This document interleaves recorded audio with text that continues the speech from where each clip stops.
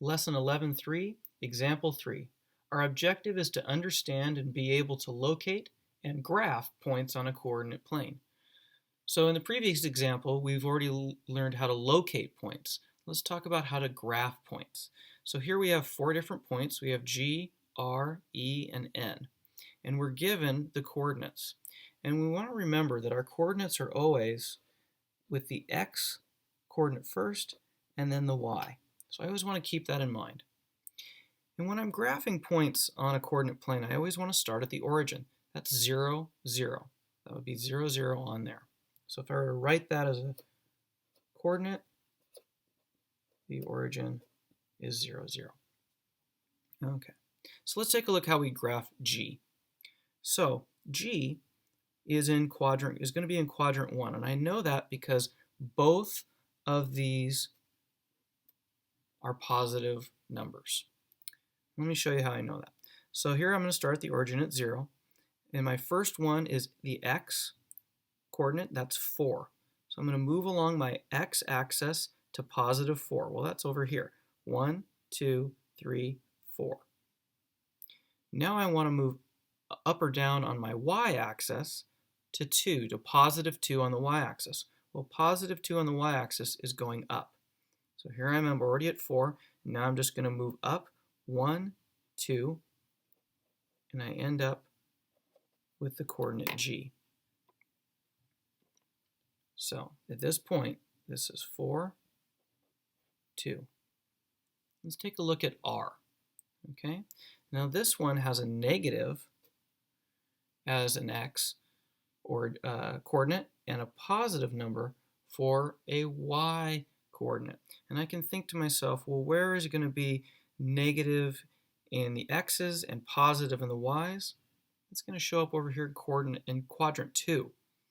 Okay, so let's look at this. I'm going to start at the origin again, and I'm going to start with my X coordinate, which is negative 3, which means I have to go to the left. Negative 1, negative 2, negative 3. Now I want to go up or down on my Y-axis. It's positive, so I go up 1, and there's point R. The location, negative 3, positive 1. Let's take a look at E.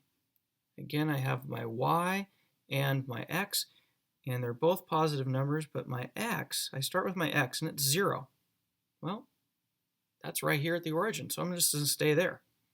And my Y coordinate is positive 4. Well, I know on the Y-axis, positive numbers go up.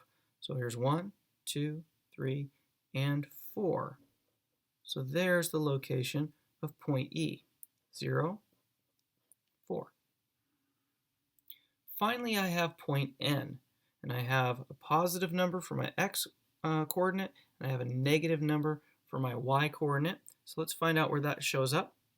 I'm going to start with my X-axis again, which is positive 1. So here I'm at 0, 0. I move right to positive 1. Now I need to go up or down to get to negative 3 on the Y-axis. Well, negatives go down, so I'm going to go negative 1, negative 2, and negative 3. That is point N, the location of 1, negative 3. So this is how I would graph points on a coordinate plane. I'm always going to start at the origin.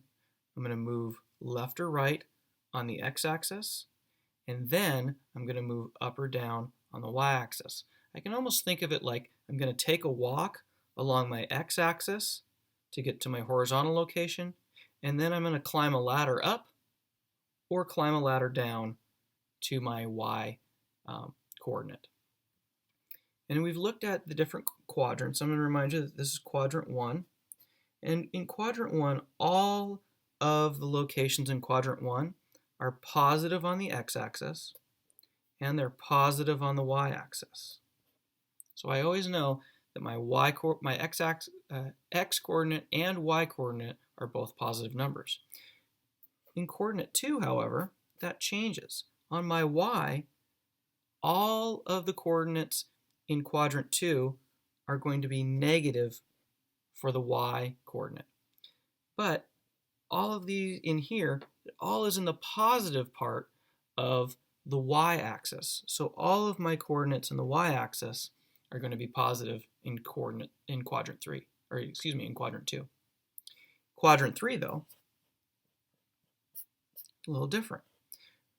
Over here in this section is all in the negatives for the x coordinate. It's also in the negatives for the y-axis. So any point in quadrant 3 is going to be negative and negative. Finally, quadrant 4. Over here, well, this section right here is in the positive for the x and in the negative for the y coordinate. So any points over in quadrant 4 are going to be positive for x and negative for y. Finally, what happens if we have a point right on one of the number lines, either y or x? What quadrant would they fall into? They actually don't fall into any quadrant. If a point is directly on the y-axis or on the x-axis, it's just on that axis. It's not actually in one of the quadrants.